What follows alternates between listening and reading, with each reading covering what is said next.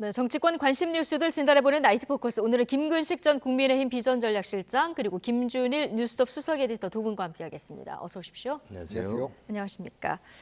자, 우여곡절 끝에 김행 여가부 장관 후보자 인사청문회가 오늘 열렸습니다. 따져볼 쟁점도 많았는데요. 여야 의원들 막말과 고성을 주고받으면서 날선 공방전을 벌였습니다. 한 대목 잠시 보고 오시겠습니다. 공동 창업자인 공은희 씨가 협약하고 후보자께서도 지원하신 곳입니다. 그렇게 거짓말하시면 안 됩니다. 거짓말한 적 없고요. 끼어들지 마시라고 아까 분명히 말씀드렸습니다. 국무위원이 될 후보자인데 거기에 대고 끼어들지 말라는 말을 그렇게 함부로 하실 수가 있습니까? 제가 발언 시간 지금 하시는 말씀도 그래요.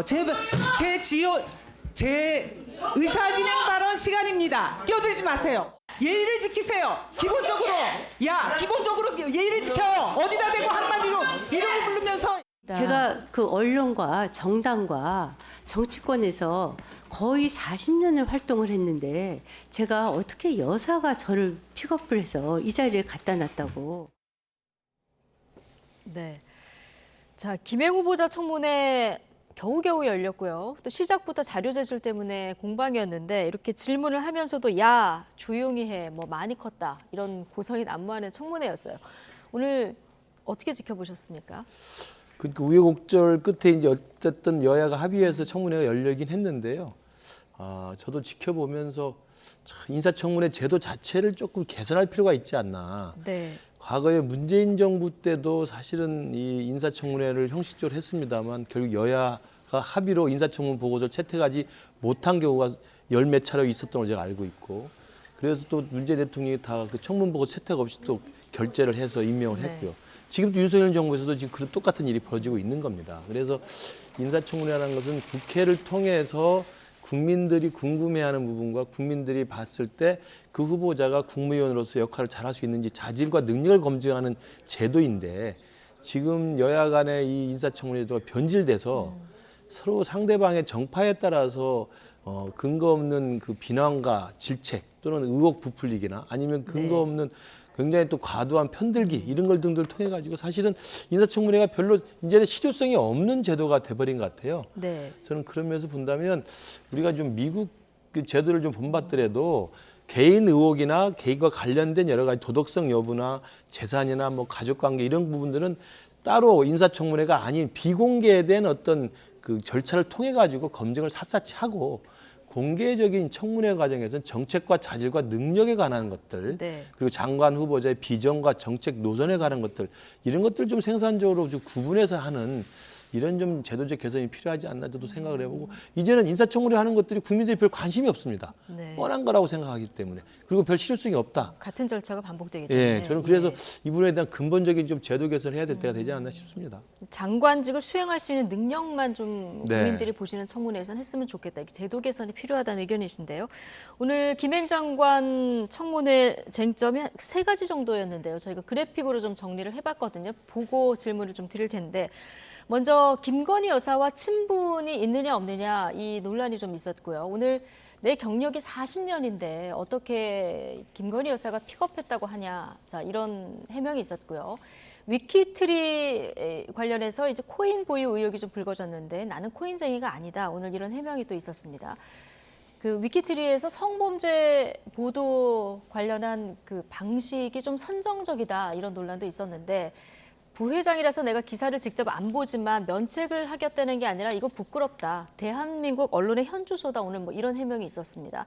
전체적으로 오늘 뭐 이런 쟁점들이 다뤄졌고요. 먼저 맨 위에 있는 부분을 보면 민주당은 이제 문화예술계 모임인 월단회를 언급하면서 김건희 여사와의 친분을 의혹을 제기를 했거든요. 오늘 뭐 이 여기에 대해서 해명과 질의 이게 오가는 과정에서 좀 감정 섞인 공방도 있었고요. 전체적으로 들었을 때 좀 의혹이 해소됐다고 보십니까? 일단 뭐 김건희 여사 친분과 관련해서는 저게 내가 40년이어서 뭐 친분이 있네 없네 하고는 아무 관련이 없거든요. 그러니까 40년이든 10년이든 친분이 있으면 있는 거고 없으면 없는 거지. 저게 해명이라고 저는 생각하지 않습니다. 다만 이제 뭐 저거에 대해서는 이제 확인하기가 어려운 부분이죠. 네. 근데 여러 가지로 이제 뭐 지금까지 언론 보도된 데에 따르면은 그런 김건희 여사와의 가까운 부분이 있고, 또 하나는 이제 그 20년 지기 뭐 이런 얘기들이 나왔을 때 본인이 전혀 모른다라고 얘기를 했다가 바로 막 이런저런 사진들 나오니까 예. 그냥 단순히 참석한 거다라고 해서, 그러니까 쉽게 얘기를 하면은 거짓말 논란이 너무 컸어요. 그러니까 본인이 좀 자초했다. 그냥 네. 원래 알던 뭐 문화예술에 관심이 있어서 알던 그런 행사에서 만난 사이였다 정도 얘기를 하면 되는데, 뭐 본 적도 없다 막 이런 식으로 거짓말을 좀 이제 함으로 인해서 본인이 좀 이런 김건희 여사 픽업이다라는 거를 자초했다라는 뭐 느낌이 좀 들고요. 네. 뭐 확인할 뭐 방법이 없는 거죠. 김건희 여사가 했는지 안 했는지 제가 뭐 어떻게 알겠습니까? 예. 그런데 이제 이게 저 후보자 자체 신뢰도가 너무 떨어졌다. 발언의 신뢰도가 떨어졌다라는 거고, 그 위키트리 코인 보유 의혹 같은 경우에는 이거는 조금 민주당이 약간 무리한 문제 제기라고 저는 개인적으로 보고 있습니다. 왜 예. 그러냐면은 이게 이제 스팀밋이라는 플랫폼에 이제 위키트리가 올렸다라는 건데, 스팀밋이라는 데가 이제 처음에 2020년에 나오면서 쉽게 얘기를 하면은 이거를 이제 플랫폼을 키우기 위해 여기에다 글을 쓰면은 조회수에 따라서 보상을 주는 방식을 자기네들이 자체적으로 만든 코인을 주겠다라는 거였어요. 네. 그때 이제 코인이 한창 붐이 불었던 때였거든요. 그러니까 그거를 이제 개인도 그걸 보상을 받을 수가 있고, 이런 위키트리 같은 회사도 이제 거기 일부 들어간 예. 거예요. 그러니까 근데 거기에서 이제 어뷰징이라고 하죠. 조회수를 올리기 위해 자극적인 기사들을 상당히 많이 올렸다라고 이제 알려져 있습니다. 왜냐하면은 그게 보상 체계니까, 이게 클릭수에 네. 따라서 이제 주는 거니까. 그래서 이거를 이제 뭐 코인쟁이냐 아니냐 이런 걸로 좀 볼 거는 아닌 것 같아요. 왜 그러냐면은 그거 그러니까 코인 자체를 뭐 죄악시할 필요는 없거든요. 그러니까 그때 당시에 또 코인에 대해서 많은 관심들이 있었고, 이거를 일종의 새로운 플랫폼이 나오고 그거에 대한 보상 체계로 코인이 나왔던 거니까, 코인쟁이냐 아니냐 그런 거보다는 위키트리가 쉽게 얘기를 하면은 물불 안 가리고 돈 되는 거라면 다 달려들었다. 쉽게 얘기를 하면은 저널리즘 윤리에 있어서는 딱히 이제 할 말이 예. 없는 그런 언론사다라는 거를 좀 방증하는 거 아닌가, 그렇게 말하는 게 맞을 것 같고요. 그게 이제 세 번째 얘기했던 성범죄 보도 방식 관련 네. 이 얘기잖아요. 오늘 용혜인 의원이 여기에 대해서 굉장히 날카롭게 질문을 하던데요. 그러니까 이제 예. 이게 위키트리에서 쉽게 얘기를 하면은 뭐 미투라든지 이런 성범죄와 관련해서 이거를 뭐 몹쓸짓, 파렴짓한 짓, 그리고 이거를 이제 클릭을 유도하기 위해서 자극적인 썸네일을 네. 이거 아무런 관련이 없는 거를 많이 썼다라는 거예요. 근데 오늘 후보자 김행 후보자의 답변이 더 저는 황당했습니다. 이게 대한민국 언론의 부끄러운 현실이다. 이게 뭔 말인가요? 그러니까 이게 뭐 저희보다 큰 언론사들도 이런 일을 했다라고 하면서 뭐 그런 얘기를 하는데, 그냥 부끄러운 위키트리의 현실이고요. 부끄러운 김행의 현실이에요. 예. 왜 그거를 대한민국 언론에 지금 뭐 빗대면서 그런 얘기를 하시는지 모르겠으니까 부끄럽고요. 특히 여성가족부 장관이라는데 이분이 좀 부적절한 발언을 한 게 한두 개가 아니잖아요. 그러니까 네. 예를 들면 필리핀 사례를 들면서 이를테면은 이제 범죄자, 강간범, 뭐 낙태 얘기도 언급을 한다라든지 뭐, 그러니까 이분은 전체적으로 보면은 굉장히 이 직에 안 어울리시는 분이다. 뭐 이거 네. 이렇게 다 떠나가지고 그렇게 좀 평가를 할 수 있을 것 같습니다. 예, 뭐 그 예전에 방송에서 했던 발언은 뭐 앞뒤를 자른 발언이라서 뭐 좀 가짜 뉴스다 전형적인 이런 입장을 예전부터 보였었고, 오늘 좀 세 가지 쟁점에 대해서 첫 번째 김건희 여사의 친분 관련해서는 첫 해명부터 그 좀 거듭이 그 신뢰성을 떨어뜨리는 해명이 거듭됐다는 그런 지적이시고, 두 번째 그 위키트리를 통해서 가상화폐 수익을 얻었냐, 이건 좀 민주당의 무리한 질문이었다 이런 얘기시고요. 세 번째 성범죄 보도 방식 관련 해명이 이해가 안 된다는 얘기신데, 김근식 전 실장님 저도 평가도 좀 김질 들어보겠습니다. 역시 그 에디터께서 객관적으로 잘 보신 것 같아요. 그러니까 그 민주당 측 일각에서 오늘 제기했던 코인 관련해서 이야기하는 것은, 제가 이렇게 봤을 때 김행 후보자의 답변을 봤을 때 굉장히 자기도 굉장히 당혹스러운, 예. 무슨 말인지 못 알아듣는 것을 좀 느꼈고요. 네, 애초에 물어보시더라고요. 그렇죠. 뒤에 그럼요. 나온 무슨 말인지 못 알아듣는 수행원들한테. 것이었어요. 예. 그래서 오히려 그 부분을 집중적으로 민주당이 좀 의혹을 제기하고 좀 파헤치려면, 이미 언론에 제기된 것처럼 그 주식 파킹 의혹 있지 않습니까? 예. 백지 신탁을 해야 되는데 백지 신탁을 하지 않았다는 건데, 물론 불법인지 아닌지 논란이 있습니다만, 그리고 그걸 다시 되사는 과정에서의 어떤 의혹들은 조금 더 설명이 좀 필요한 부분이 있어서 저는 그 부분이 많이 부각이 될 줄 알았는데, 오히려 저 코인 이야기가 나와서 조금 네. 저도 황당했고요. 좀 타겟을 잘못 잡았다는 생각이 들고, 그다음에 세 번째 그 의혹인 이른바 위키트리라고 하는 본인 그 소유의 회사 언론이 이 성범죄 관련해서 좀 선정적으로 편집을 했지 않았냐라는 그 용해인 의원의 지적은 저도 사실은 뼈아프게 봐야 되는 대목이라고 생각합니다. 왜냐하면 지금 이 김행 후보자가 다른 부처가 아니라 여가부 장관 후보자잖아요. 예. 그러니까 여가부라고 하는 본래 역할과 업무를 생각해 보면 여성 가족 평등을 또 중요시하는 업무 아니겠습니까? 청소년 문제를 포함해서.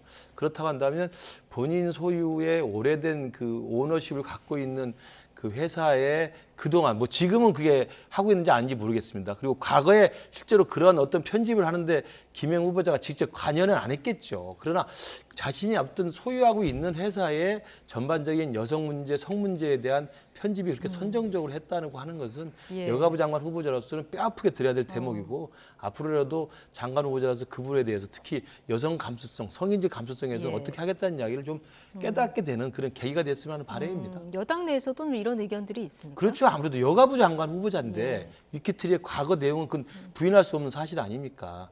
본인이 했는지 안 했는지는 우리가 모릅니다만은 그렇기 때문에 그건 좀 총체적인 도의적 책임을 지고 그분에 대한 설명과 또 사과를 할 필요도 있지 않나. 그리고 앞으로는 여가부 장관으로서 나는 이런 관점과 이런 방향으로 여가부를 이끌어 가겠다. 이런 식의 좀 생산적인 정책적 방향에 대한 검증이 필요하다고 예. 저는 봐요.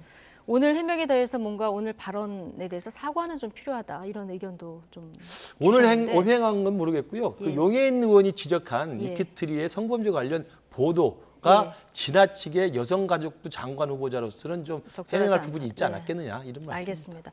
어쨌든 분위기를 봐서는 야당이 청문 보고서 채택해 줄 리는 만무하고요. 그러면 윤석열 대통령이 뭐 재송부 한번 하고 또 임명하고 이런 절차가 또 그렇겠죠. 반복될 거란 그런 전망은 뭐 누구나 갖고 있는 이런 전망인데 오늘 유인촌 문체부 장관 후보자 청문회 분위기도 좀 비슷했습니다. 예상대로 이명박 정부 시절 문화예술인 블랙리스트 의혹이 쟁점이 됐는데요. 주요 장면 보고 오시겠습니다.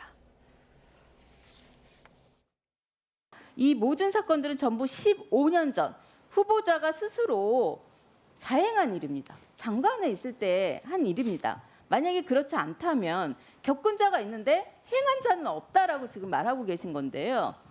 장관 당시에 자고 계셨습니까?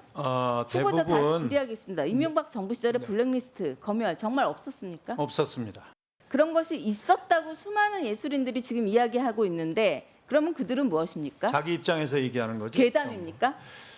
자기 뭐, 입장에서 이야기하는 거라고요? 괴담까지는 아니더라도요. 전부 구속되고 징계받고 전부 그랬습니다. 근데 제 얘기를 104번씩 거론하면서 왜 저를 구속 안 시켰는지 전 지금도 궁금합니다. 네. 블랙리스트는 있지도 않았고 있어서도 안 된다는 게 유 후보의 입장인데요. 어쨌든 왜 나는 그럼 104명이 그렇게 있었는데 나는 왜 구속을 안 시켰냐 오늘 이렇게 해명을 했거든요. 자, 오늘 해명은 충분히 뭐 해명으로서 가치가 있었다고 보십니까? 그러니까 저는 유인촌 장관 후보자가 이렇게 해명을 했으면은 뭐 받아들이진 않더라도 네. 충분히 할 만한 해명이다라고 그러니까 이해를 했을 겁니다. 예를 들면 이런 겁니다. 자, 이 이명박 정부 시절에 블랙리스트가 정확히 존재했는지는 제가 모르겠으나 최소한 저와 문체부가 직접적으로 관여하지 않았습니다. 그거에 있어서 예. 이렇게 얘기를 했으면은 왜냐하면은 문체부 장관으로서 직접 관여를 했는지 의혹은 있어요. 여기 계속 그거에 대해서. 하지만은 지금 유인촌 장관 후보자의 가장 큰 문제는 뭐냐면은 객관적인 사실 자체를 부인을 하는 거예요. 왜냐하면은 국정원에서 지금 이명박 정부 시절에 만든 문건들이 수없이 많이 공개해서 한두 개가 아니에요. 한 20여 개 지금 뭐 좌파 연예인 척결 등등등 해가지고 문건들이 지금 다 나와가지고 지금 언론 보도들이 지금 2017년부터 해가지고 지금 수백 건 수천 건이 나왔거든요. 근데 이게 블랙리스트가 본인이 없었다라고 해버리면 안 되는 거죠. 이건 거짓말이에요. 그러니까 쉽게 얘기를 하면 본인 모르면 모른다고 하면 됩니다. 그게 사실인지 아닌지 제가 확인을 못했다라고 했는데 저렇게 엄청나게 많은 언론 보도들이 나왔는데 예를 들면은 오늘 아침자 경향신문 보도를 보면은 2017년에 서울중앙지검이 이제 그 조사를 했을 때 예술과 종북 세력의 반정부 정치활동 무력화 이거 국정원이 만들어가지고 이거를 지금 유인촌 문체부한테 보낸 것으로 추정되는 지금 그 뭐 타이틀이 있다라는 거 아니에요. 예. 그러니까 본인이 이거를 모른다고 하는 거하고 이거를 그 블랙리스트가 없었다라고 얘기하는 거는 전혀 다른 거라는 거죠. 그러니까 어떻게 무슨 근거로 저렇게 말도 안 되는 자신감을 가지고 지금 말씀하시는지 잘 모르겠습니다. 예. 자, 국정원 문건 등이 존재하는 만큼 이게 뭐 없었다 이렇게 얘기하기보다는 뭐 몰랐다든가 아니면 직접적으로 관여하지 않았다 이 정도 해명이 적절하지 않았겠느냐 이런 의견이신데요. 김근식 그 해명이나 단체장님은요? 오늘 저 해명이나 저는 큰 차이는 없어 보입니다. 그러니까 그 백서에 100 몇 번이 내 이름이 거론되는데 왜 그러면 그때 문재인 정부 때 국정농단 적폐 수사했을 때 탈탈 털어서 수많은 사람이 이른바 문체부 또는 문화체육계 인사 블랙리스트 사건으로 장관, 차관, 뭐 청와대 인사 수많은 사람이 구속되고 판결 받지 않았습니까? 그런데 왜 본인이 안 했느냐라고 반문하는 것이 저는 충분히 저는 납득이 간다고 생각합니다. 예. 그러니까 지금 말씀하신 것처럼 이명박 정부 초기에 문체부 장관이었잖아요. 그러면 그 전에 이제 10년 동안의 진보 정부 이후에 이제 10년 만에 보수 정부로 정권 교체가 된 겁니다. 그러니까 아마 뭐 국정원이고 어디고 뭐 이른바 문화예술계 인사에 대한 주류 비주류 사이에 균형을 맞춰야 되겠다는 그런 정책적 방향은 있을 수 있었겠죠. 그렇지 않겠습니까? 이제 그런 건데 그것을 블랙리스트라고 하는 직권 남용의 형사처벌을 받아야만 할 정도의 범죄 사실이 성립되는 정도의 문건이나 기획이나 실제로 그런 행위가 있었는지에 대해서는 확인할 방법이 없는 거예요. 근데 그게 확인된 건 박정희 정부 때 와서 이른바 국정농단 사건이 확산이 되면서 이게 지금 사실로 확인이 됐고 법적 처벌을 받은 거 아니겠습니까? 그러니까 나중에 그리고 나서 민관 합동으로 이제 백서를 만들다 보니까 예. 여러 가지 진술하는 사람들 과정 속에서 박근혜 정부에서요. 예. 그렇죠. 그러니까 그 이명박 정부의 유인촌 장관 때도 그런 흐름이 있었다라고 증언하는 게 나온다는 거거든요. 그러니까 예. 그런 의심을 가지고 민주당에서는 의혹을 제기할 수 있지만 유인촌 장관이 그랬으면 내가 구속이 왜 안 됐겠고 수사도 안 받지 않았느냐, 고소도 되지 않지 않았느냐라고 이야기하는 것이기 때문에 저는 반문하는 것으로서는 충분히 이해가 되고 그 김준일 에디터께서 말씀하신 것처럼 나는 모르겠으나 한번 살펴보겠다라고 정도로 했으면 좋겠습니다만 저는 예. 그렇게 말하기도 힘든 게 벌써 15년 전 일 아닙니까? 그래서 저는 저 유인촌 장관에 대한 블랙리스트 의혹은 뭐 민주당으로서는 제기할 수 있는 뭐 자라보고 놀라운 것은 예. 소뚜껑 보고 놀라기 때문에 할 수도 있습니다만 저는 유인촌 장관이 그렇게 했을 리 없고 앞으로는 그렇게 하지 않을 거라고 저는 믿고 싶습니다. 예. 자, 자녀 아파트 매입 관련 뭐 증여세 탈세 의혹도 민주당이 제기했는데 증여세를 다 냈다 이렇게 얘기했는데 지금 문제가 되는 건 뭡니까? 증여세가 비공개가 돼서 그런 겁니까? 그러니까 요 팩트부터 좀 말씀을 네. 드리면은 장남 같은 경우에는 31살 연극 배우인데 31살이던 2015년에 성동구 옥수동의 아파트 전용 면적 이제 84제곱미터니까 대충 한 32평형 예. 뭐 요 정도 됩니다. 이거를 7억 5,500만 원에 이제 구입을 했다라는 거거든요. 그리고 차남 같은 경우에도 31살이던 2019년에 같은 아파트에 이제 전용 면적 113제곱미터니까 40평형 정도 됩니다. 이거를 17억 6천만 원에 대출 없이 매입을 했다라는 거예요. 근데 2011년에 이제 네. 재산 신고가 그때 같이 됐는데 그때 장남이 재산이 1억 원, 그리고 차남이 재산이 4천만 원 있었어요. 그러면 장남 같은 경우에는 4년 만에 이제 1억 원 있던 사람이 지금 갑자기 7억 5,500만 원을 이제 만든 거잖아요. 그럼 이거는 이제 증여를 했다라는 거잖아요. 자, 이제 증여 세율을 말씀드릴게요. 제가 예. 뭐 간단하게 말씀드리면 5억에서 10억이면은요 30%를 내야 되고요. 그리고 10억 이상에서 30억 이하면은 이제 40%를 내야 됩니다. 자, 그러면은 17억 원을 만약에 전체를 증여를 했다 그러면 증여세만 지금 7억 원 이상 내야 돼요. 그러니까 이게 상식적으로 예. 그러니까 31세의 연극 배우가 대한민국 연극계가 얼마나 열악한지 수입이 없는지는 다 알 거고 그러면은 증여세를 얼마 냈냐라는 거죠. 그러니까 7억 원을 온전히 그러면 이제 장관 후보자가 지금 줬다라고 예. 한다라면은 여기에서 증여세만 큰 아들한테 준 것만 한 3, 4억 원 내야 되는 거고요. 그리고 작은 아들한테는 무려 7억 원 정도 증여세를 냈는데 그거를 제대로 냈느냐. 이게 궁금하지 않습니까? 이 정도까지 그러니까 예. 아들들한테 이렇게 큰 아파트들을 뭐 이렇게 주는 게 이게 그러니까 근데 이거는 뭐 공개하지 못하겠다라고 하면은 그냥 장관 후보자를 뭐 개인 정보나 이런 거를 떠나가지고 성실하게 소명 안 한다라는 거죠. 예. 저는 진짜 궁금해요. 어떻게 그렇게 그 큰 아들 작은 아들들이 그렇게 큰 아파트를 수십억 원, 뭐 17억 원씩 주고 그렇게 살 수가 있는지. 네. 예. 증여세는 후보자 본인이 내는 거니까 공개하면 안 되는 겁니까? 그래서 저도 그 부분은 좀 이제 예. 뭐 좀 더 그 의혹을 제기하고 언론에서 취재를 하든지 파헤칠 필요는 있다고 봐요. 근데 유인촌 장관 후보자 청문회는 아까 나왔던 김행 후보자 청문회는 굉장히 차분하게 점잖게 진행이 됐습니다. 여가부 후보자 청문회가 너무 시끄럽고 고성과 네. 막말 오고 가가지고 그랬는데 점잖게 기하게 됐기 때문에 유인촌 장관 후보자 청문회도 1시간 정도 물론 좀 그래서 상이 됐습니다. 그랬었는데, 예. 욕설도 좀 오가기도 했고요. 그래서 저는 그 두 남성 아이 네. 자녀에게 그 아파트 사줄 수 있죠. 왜냐하면 유인촌 장관 후보자 아시다시피 굉장히 큰 부자잖아요. 강남에 뭐 빌딩이 있는 것으로 알고 있습니다. 그래서 엄청난 부자이기 때문에 연구 가는 자식들을 위해서 돈을 줄 수 있죠. 네. 아파트 사줄 수 있어요. 근데 이제 증여세 문제인데 저는 저 부분은 또 공개를 안 하는 거 저도 좀 납득이 잘 안 가고 증여세를 냈다고 분명히 지금 서면 답변 자료에서 이야기를 밝히고 있습니다. 그럼 냈다고 한다면 낸 금액과 일시를 정확히 날짜를 예. 좀 적시해서 밝혀주면 될 것 같고 또 그것도 본인이 아니라고 한다면 저는 그 국세청이 이런 데 자료를 통해서 확인할 수 있지 않을까 싶은데 저는 쉽게 해명이 될 거라고 생각합니다. 네. 일부러 거짓말했을 거라고 생각하지 않습니다. 왜냐하면 저게 우리나라가 얼마나 투명한 나라인데 증여세를 안 내놓고 냈다고 감히 서면으로 답변을 그렇게 하겠습니까?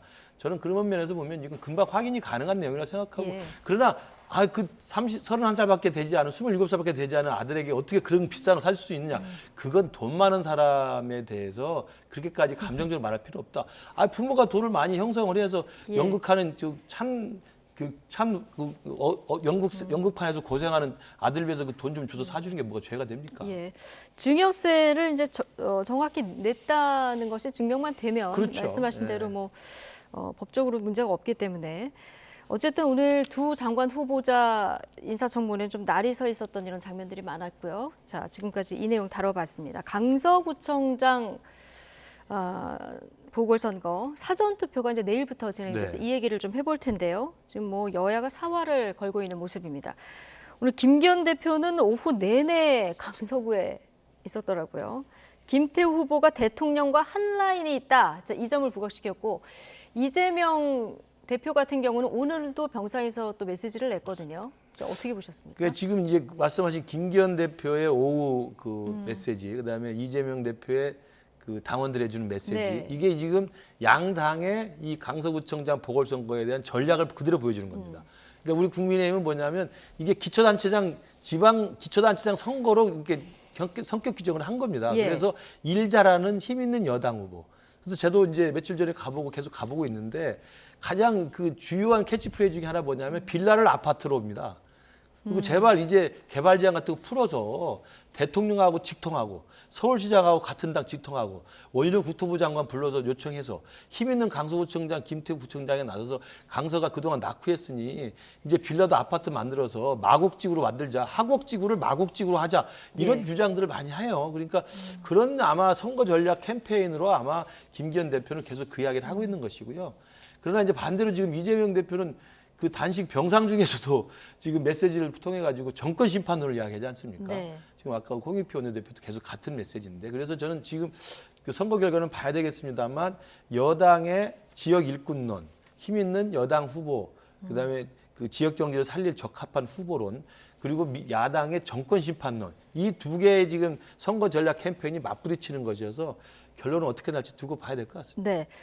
여당에서는 말씀하신 대로 지역 발전론을 지금 들고 그렇습니다. 나왔고 야당에서는 정권 심판론을 들고 나왔는데 이재명 대표 좀 이틀째 영상 메시지를 냈는데 오늘은 어제보다 조금 더 구체적이고 좀 직접적이었어요. 예, 뭐 이제 정권 심판 얘기를 이제 직접 꺼낸 거죠. 그래서 지금 내일이나 아니면은 토요일 날 지금 이재명 대표가 선거 유세 현장에 직접 나올 가능성도 있다 이런 얘기까지 나오고 예. 있어요. 왜냐하면은 이게 이제 완전히 판이 커져버린 거죠. 그러니까 이제 직접 등판하고 아무래도 진교훈 후보가 좀 더 승리 가능성이 좀 더 높다라고 여러 여론조사나 이런 걸 보면 좀 앞서는 게 많다 보니까 여기에서 이제 일종의 이제 예비고사 같은 성격이잖아요. 네. 내년 총선의 예비고사. 그러니까 여기에서 이재명 대표가 리더십을 발휘를 해서 이거를 이겼다라는 거를 이재명 대표는 이거를 이제 성과로서 좀 보여줄 필요가 있다라고 그래야지 이제 내년 총선도 내가 직접 이끌어서 이길 수 있다라는 걸 보여줘야 되니까 예. 그런 거를 조금 확실하게 만들기 위해서라도 조금 얼굴 도장이라도 찍고 조금 몸이 상태가 안 좋음에도 불구하고 그래서 지금 아마 저도 뭐 민주당 쪽 얘기를 들었는데 네. 유력하다 나올 가능성이 상당히 높다. 유력하다. 예. 뭐 이렇게 어떤 식으로든 내일 대장동 재판에 참석하고 예. 재판이 끝나고 나서 내일 바로 뭐 현장에 갈 수도 있고 아니면 주말에 주말 쪽이 수도 좀 있고. 더 유력할 것 같아요. 예. 왜냐하면은 이게 재판 들렀다가 또 가는 게 예. 특히 이제 모양새가 또 안 좋다 뭐 이런 내일은 얘기도 병원으로 있어서. 돌아간다 아마 보도에는 이렇게 나오고 있는데요. 예예예. 그럴 가능성이 근데 뭐 그거는 근데 가봐야 아는 거죠. 네. 근데 어쨌든 토요일 날이 좀 더 유력하지 않나 뭐 이렇게 얘기가 나오고 있고. 예. 그러니까 아까 전에 김근식 교수님이 말씀하셨다시피 이제 지역 발전론하고 정권 심판론인데 저는 이건 뭐 다른 걸 떠나서 김태우 후보 같은 경우에는 조금 이 표현이나 이 부적절한 발언들이 상당히 좀 논란이 많이 되는 것 같아요. 조금 가급적이면은 입을 안 벌리셨으면 좋겠어요, 저분은. 그러니까 지금 이분이 지금 분당구에 10억 5,100만 원짜리 아파트가 있고 그 배우자가 지금 성수동에 10억 400만 원짜리 아파트가 있는데 지금 강서구에 지금 1,000만 원짜리 1,000만 원인가요? 여기 지금 네. 월 보증금 1억 원에 월 30만 원짜리 이제 빌라에 거주하고 있다라는 거였잖아요. 이거를 이제 얘기를 하니까 그거에 대해서 빌라의 아픔을 공감하기 위해 지금 여기서 살고 있다라고 얘기를 한 겁니다. 왜 빌라에 살면 아픔을 느껴야 되나요? 저도 지금 빌라에 살고 있거든요. 네. 그러니까 저는 원래 아파트 살다가 부모님하고 좀 가까이 살려고 지금 빌라로 이제 얼마 전에 이사를 갔는데 예. 제가 지금 아픔을 느껴야 되는 건가요? 그러니까 이게 굉장히 사람들을 불쾌하게 만드는 거예요. 그러니까 그리고 40억 원의 애교로 봐달라 이런 표현 하나하나가 굉장히 네. 부적절하다. 그래서 조금 좀 입을 좀 가급적이면 안 벌리시는 게 전략적으로 좀 낫지 않나 이런 생각이 들고 네. 조금 이 선거를 조금 유리하게 그러니까 조금 이끌어도 어려운 판에 지금 본인이 다 깎아먹는 것 같은 그런 상황인 것 같습니다. 네, 말 한마디 한마디 좀 신중해야 된다 이런 뭐 조언을 좀 주셨는데 강서구가 좀 민주당 강세 지역인 건 뭐 지금까지 투표 결과로 네. 나왔었던 거고요. 최근 당내 일각에서 20, 30대 남성 표심 때문에 이준석 전 대표가 좀 도와야 되는 거 아니냐 이런 의견들이 좀 나온 것 같고요. 그런데 이준석 전 대표 오늘 YTN에도 출연을 했고 SNS에 글도 남겼는데 좀 반응이 냉랭하더라고요. 지금 이제 강서구청장 선거가 본래 이제 유권자들의 지형 분포나 그동안의 선거 결과를 보면 우리 당이 이렇게 쉬운 지역은 아닙니다. 네. 지난해 김태우 청장이 당선됐을 때 이제 대통령 선거 직후에 벌어진 선거였기 때문에 지금 대통령 선거 바람이 좀 있었던 거고요. 심지어는 지난해 대통령 선거조차도 사실 윤석열 후보가 강서에서는 졌습니다. 그런 상황인데도 불구하고 네. 그렇기 때문에 녹록한 지역은 아닌데 저는 그렇기 때문에 뭐 예전에 홍준표 시장이 한 이야기 있습니다만 선거에는 지게짝대기라도 힘을 합치는 건데 그러면 이준석 대표 갖고 있는 2030 특히 남성들 네. 이대남에 대한 지지를 감안하면 좀 돌아다니면서 선거 운동을 해야 되지 않느냐라는 자연스러운 저는 이야기가 예. 나왔을 거라고 봐요. 그래서 윤상인 의원도 이야기를 했는데 뭐 이준석 대표가 뭐 본인 스스로가 그건 택도 없는 이야기다라고 지금 거절을 한 상황이어서 저도 뭐 가서 하고 또 우리 시구원님들이나 당원들이나 핵심 당직자들 가서 일정표를 짜가지고 돌아가면서 갑니다. 그러면 이게 지금 사활이 걸린 싸움이기 때문에 다른 지역에 있는 우리 송파병에 네. 있는 사람들 가서 도우는 상황이라고 보면 아니 이준석 대표는 제가 볼 때 직전에 당대표 아니었습니까? 그러면 가서 보이지 않게 누가 가서 저 집중유세에 가가지고 후보랑 같이 서 있는 게 찝찝하면 혼자 골목길 다니면서 하면 됩니다. 저도 우리 시구원들하고 조용히 시장 돌아다니면서 인사를 했어요. 모여서 있어봐야 그냥 전부 타지인들만 있는 겁니다. 차라리 시장이나 구석구석 그 노인정이나 돌아다니면서 인사하는 게 훨씬 더 효과적이고 진정성이 있어요. 그러면 이준석 대표가 좀 싫어하는 이유가 제가 보니까 이 김태우 후보자가 김태우 TV 콘텐츠에서 이준석 대표를 많이 비판을 했어요. 과거에. 그러다 보니까 아마 그게 빈정이 상해서 그런 모양인데 물론 그럴 수 있죠. 네. 그러나 그것은 그것이고 정치라는 게 어제의 적이 오늘의 동지고 오늘의 동지가 내일의 적 되는 거 아닙니까? 당을 위해서라면 선당후소라는 그런 기본적인 원칙을 생각한다면 그렇게 감정적으로 불편한 게 있다 하더라도 네. 김태우 후보의 당선을 위하는 것이 우리 당을 위한 것이라 한다면 전직 당대표였던 이준석 대표로서는 좀 더 넓은 마음으로 저는 그 낮은 자세로 혼자 조용히라도 저 선거에 좀 도움을 주는 게 낫다 이렇게 생각을 합니다. 예. 과거에 이런 섭섭한 마음을 뒤로하고 이준석 전 대표가 만약에 돕는다. 그럼 많은 도움이 됩니까? 그러니까 염치가 좀 있어야 됩니다. 솔직히 국민의힘 예. 분들. 그러니까 이준석 양두구육 했다가 지금 징역이 아니라 징계 죄송합니다. 징계는 거의 징역형 큰일 날 느낌이에요. 소리를 예. 하신다. 예. 그러니까 제가 왜 그러냐면 거의 네. 징역형 느낌입니다. 그러니까 뭐 네. 발언 좀 했다고 막 뭐 이제 당원권 정지 막 1년씩 매기고 그런 상황이고 멀쩡하게 수행하던 당대표 좀 끌어내린 거잖아요. 네. 이거에 대해서 그 누구도 사과도 없습니다. 이렇게 완전히 만신창이를 만들어 놓고 좀 급하니까 이제 손을 벌리는 게 이게 말이 됩니까? 그러니까 윤상현 의원도 본인이 가서 하시면 돼요. 왜 이준석은 이제 끌어줘? 뭐 이준석 대표가 할 수도 있고 안 할 수도 있는데 네. 본인이 가서 하십시오. 본인부터. 왜 본인은 뭐 하시는지 안 하시는지 모르겠는데 언론 보도를 제가 못 봐가지고 이분이 하시는지를 그러니까 예. 엉뚱한 사람 좀 끌어들이지 마시고 뭐 김근식 교수님이 원론적으로 맞죠. 뭐 당의 이제 화합을 위해서 그러는데 김태우 후보가 그 김태우 TV에서 제기한 게 쉽게 얘기하면 이준석 하버드 안 나왔다예요. 음모론적인 얘기입니다. 그러니까 이게 깜도 안 되는 얘기를 하는 거예요. 그러니까.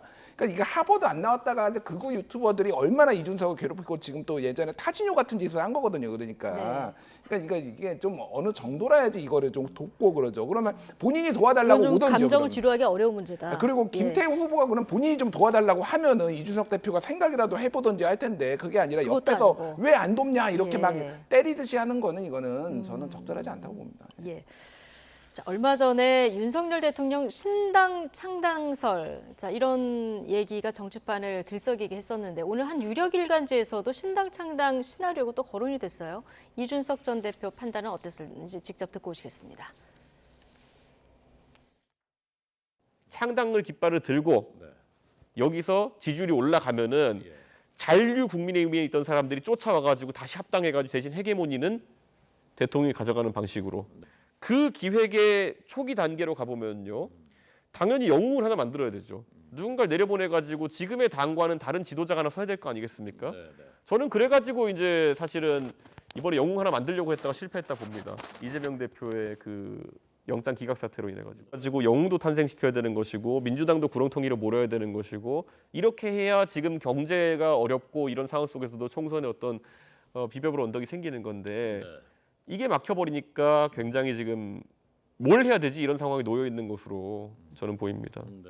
그러니까 이준석 전 대표 창당 가능성이 살아있기 때문에 이렇게 움직인다 이 얘기를 먼저 하고 그다음에 지금 방금 들으신 이 얘기를 풀어놓은 건데 그 신당 창당 기획의 초기 단계로 당연히 영웅을 하나 만들었어야 했는데 실패했다. 얼마 전에도 좀 비슷한 얘기를 했었는데요. 이건 뭐 한동훈 법무부 장관 지칭하는 겁니까?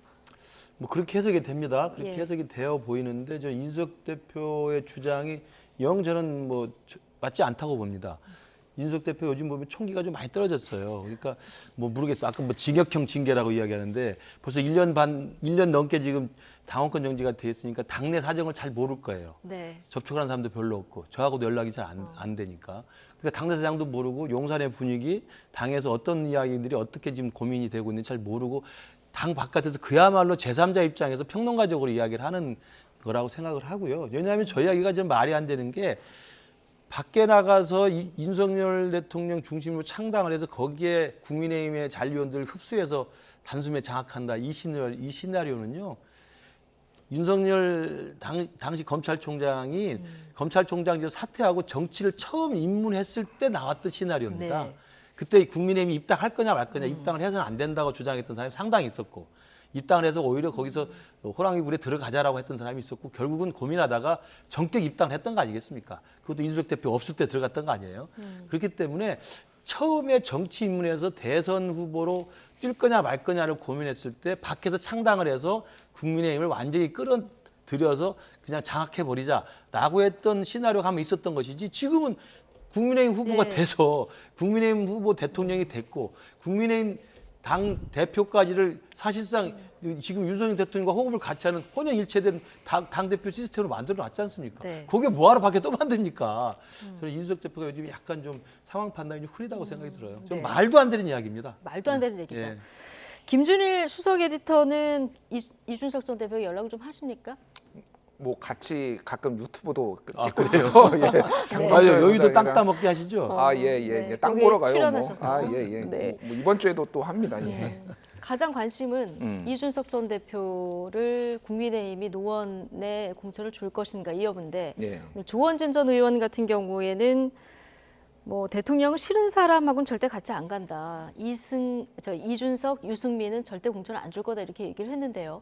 만약에 공천이 불발된다 그러면 이준석 전 대표 어떻게 할 것 같습니까?